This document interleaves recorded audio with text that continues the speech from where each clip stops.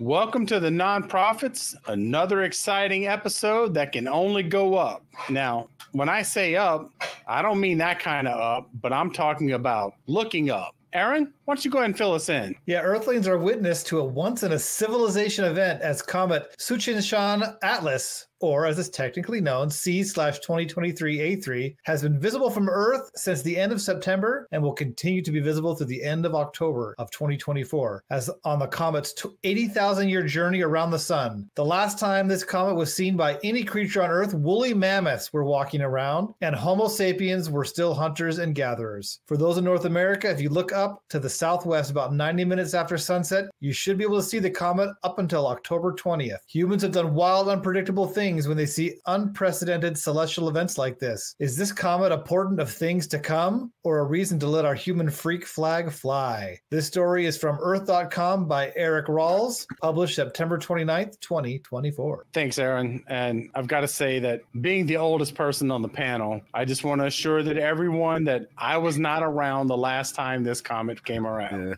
It was close, but that's really not good, that actually. close. That's really good. But on that note, 80,000 years does seem like a long time, but in the realm of the universe, if we were to take the universe and say compress it down a time frame that we could understand better, how long would 80,000 years be, and say compared to the universe? Yeah, the universe, last I've heard, it was 13.5 billion years old. I've heard some people say 14 billion, but I went with 13 billion. If you compress 13 billion years down into 1 year of time, that means the comet was last here 0.00059% of the entire life of the universe, which equals about 3 seconds ago. That's how long the universe is. The comet was 80,000 years in our term, but galactically speaking, or universe speaking, it's like 3 seconds ago. And the human civilization hasn't even been around for a second. So it's old. It's been around for a while, but it's also very, very young. Well, I've got to say that I'm pretty fascinated with astronomical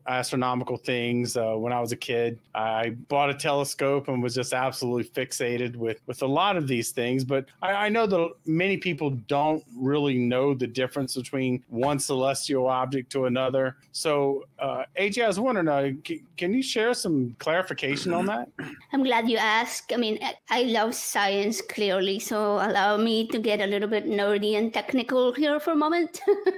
There are a lot of objects up in space. So what is the difference between all of these space things? So an asteroid is a rock and metal. They can be a combination of both, and iron and stuff like that. And they come from the asteroid belt that's between Mars and Jupiter. Then you have meteor, which is not actually an object. It's more like the burning effect that results from a meteoroid when it enters the Earth's atmosphere and it starts to burn. And then a meteoroid is what most people think of as a meteor. They confuse both of the names. As I say, the meteor is just the light that it reflects. So it's a meteoroid is a chunk of an asteroid from the asteroid belt.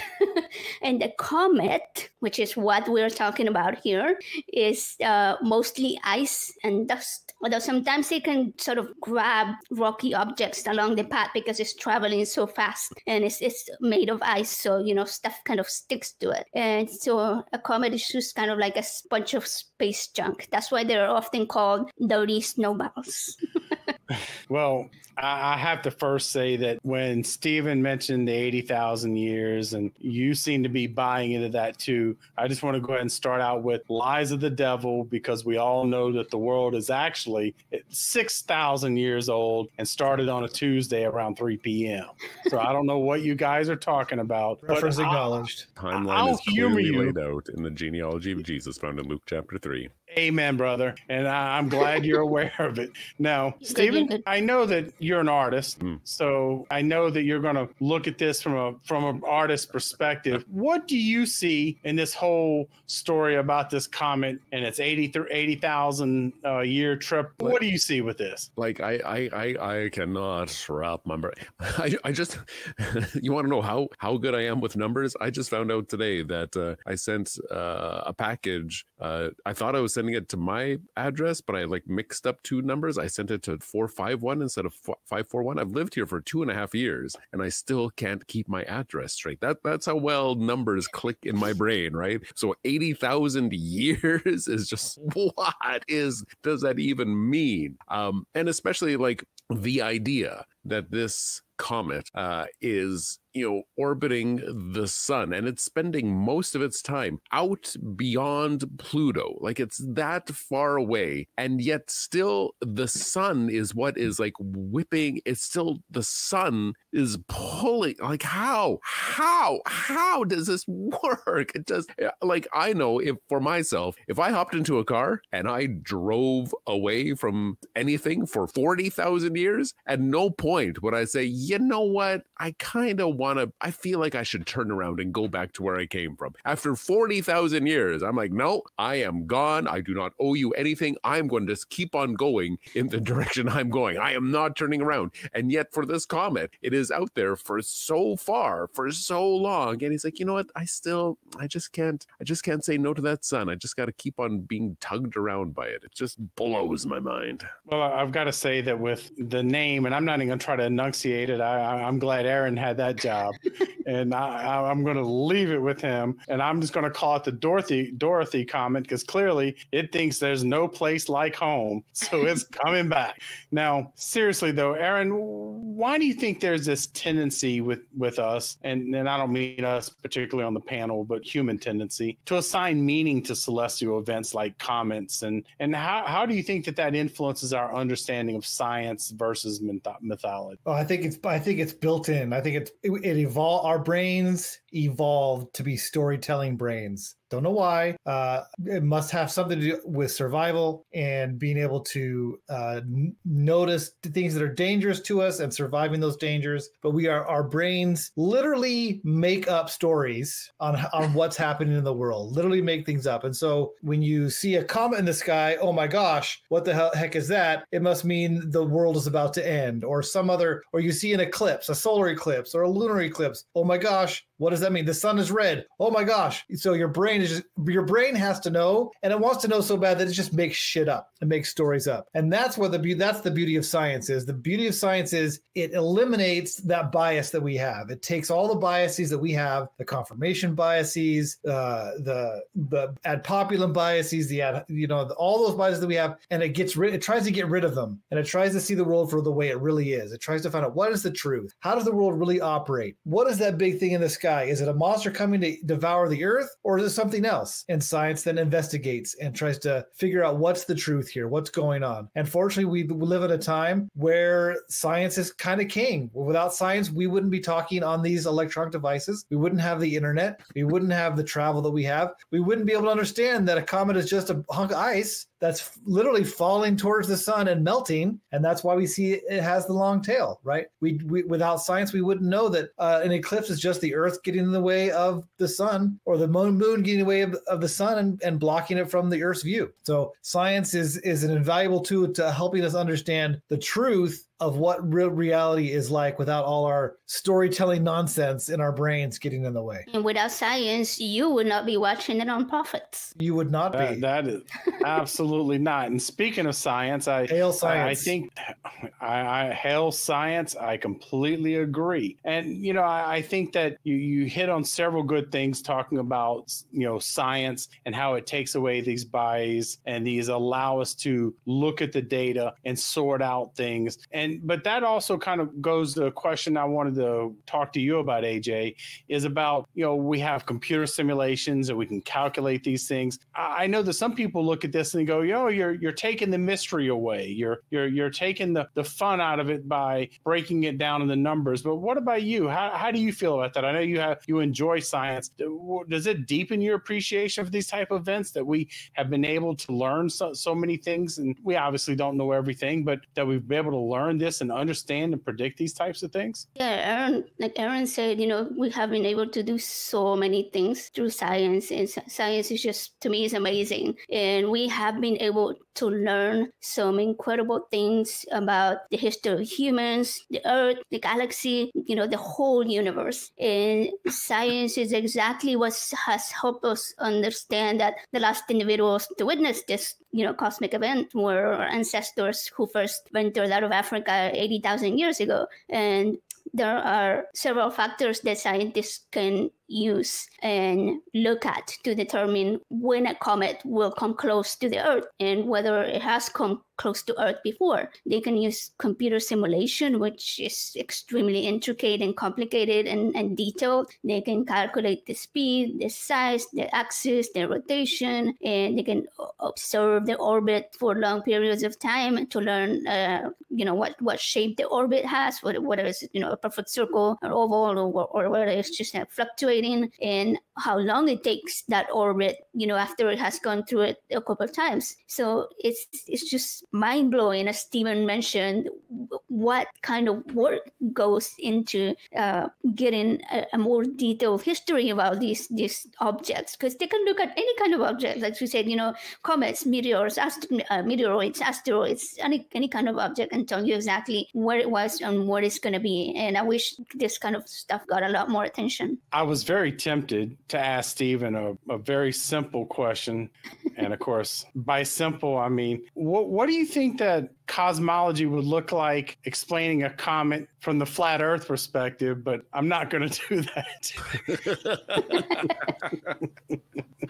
Well, it's just something that's just a glitch in the Matrix. Oh no, what's the I'm blanking on that celestial dome that's over. The firmament. Yeah, the exactly. firmament, It's right? just A glitch it's in a streak in the firmament. firmament. Yeah, exactly. It's all deep state. Excellent theory. Stephen, I'm glad I asked you, because now I know you not only explained it to me, but you've now converted me to be a flurf. So it's kind of win-win, right? So we can go ahead and shut the show down and do our own thing. But actually, I have a real question for you. Do you think that conversations about space and science can create a more profound sense of curiosity, exploration, and perhaps these things lead to people looking at the world in ways that have nothing to do with the comet or any of these things, and recognize that the world is a lot bigger than perhaps that they saw it before? Exactly, precisely. Like, I like this conversation is reminding me of a book that me and the kids took out from the library a number of months back, and it was a story told by a rock that Neil Armstrong brought back from the moon. And it was just like, yep, here's my life story. I started off this way. And how I think it started off as on Earth, and then there was a collision and whatever caused the moon, just kind of like giving the millions of years of history and just what went into creating the moon, and how this rock was on the face of the moon for millennia, and it hadn't even looked back at the Earth since humans first came about on the Earth, and it wasn't even aware that people were down here. And it was just so neat to, especially for my kids, just to be able to open up their minds to this idea that the world is the galaxy, the universe, the cosmos are so big. And it's just, and especially because we're in a rural setting here, just to shake them free from any idea that what we see right here is basically all that there is. It is so much bigger. It is such a deep, wonderful place to explore, and just to incite curiosity and desire to know more. Absolutely. The more of that information we have, the more we can share, the more we can wonder, and the more we wonder, the more we can dig in. I think that's something that we all can be reminded sometimes, because it's easy to get wrapped up and think that, the little small bubble you live in is the world. And obviously it isn't. There's a whole big world right here on this rock. But really, when it comes down to it, the rock we live on is really quite small and infinitesimal compared to this vast universe that really, as Aaron pointed out, this 80,000 year trek of a comet is still just a very small portion of that universe. And AJ, I was wondering, I know that some people, they tie themselves into a bubble of, studying religious texts. Do you think that their exposure to wonders of the universe, which this, in my opinion, even though it is a dirty snowball, is a wonder. It's a pretty cool thing. And so do you think that this wonder of a dirty snowball that we're talking about here, do you think that this is something that people will look at and perhaps reconsider those religious texts? Do you think so? I think that they could, like what Aaron said earlier about how we see the world and how we use science, and that is exactly what we should be doing. We should be looking more so at other books, not just the one book, because space is just so fascinating.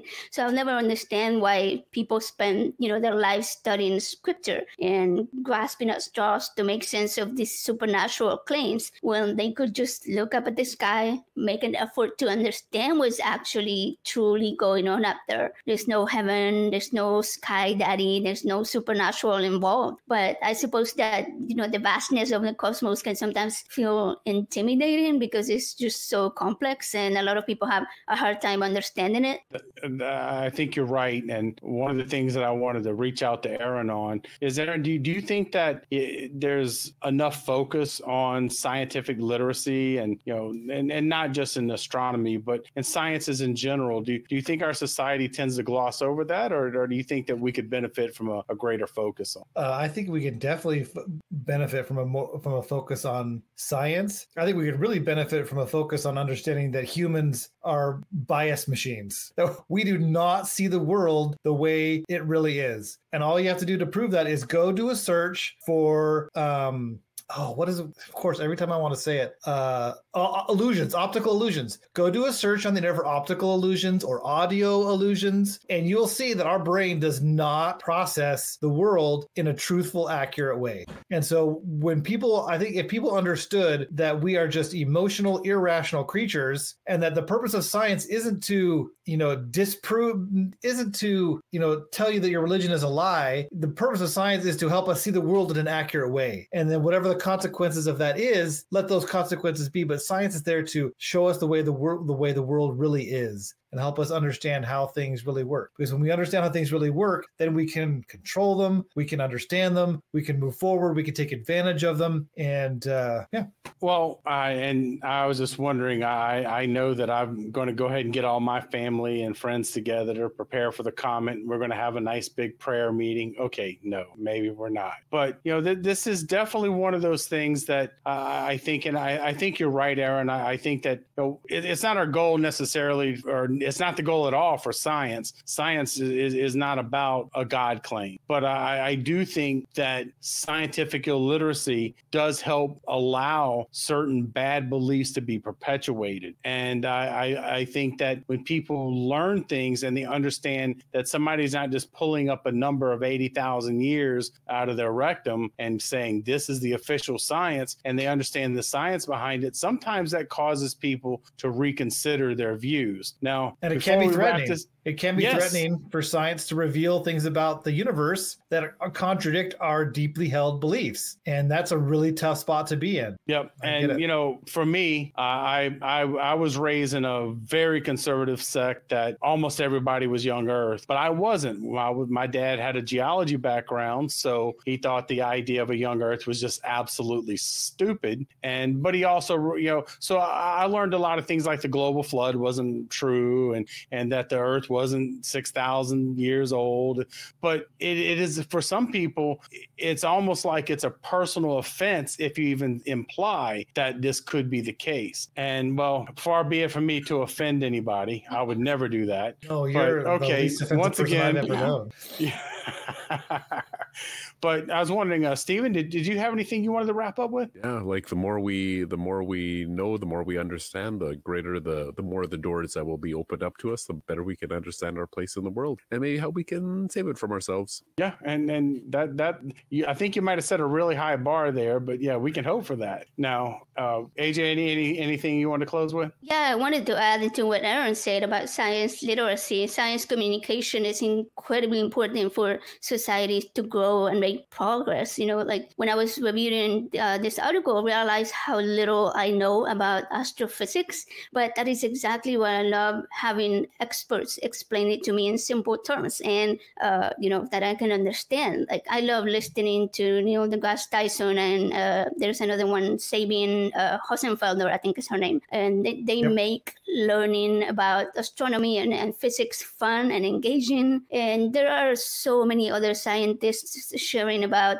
whatever field, biology, genetics, archaeology. They have YouTube channels, podcasts, audiobooks, and they all open the conversation to the average person and invite them to talk about whatever topic they enjoy. You never know what might pique your interest in a completely new career in the scientific field. And it's one of the greatest benefits that we have in the age of information. There is easy and open and often free access to knowledge that everyone should be taking advantage of.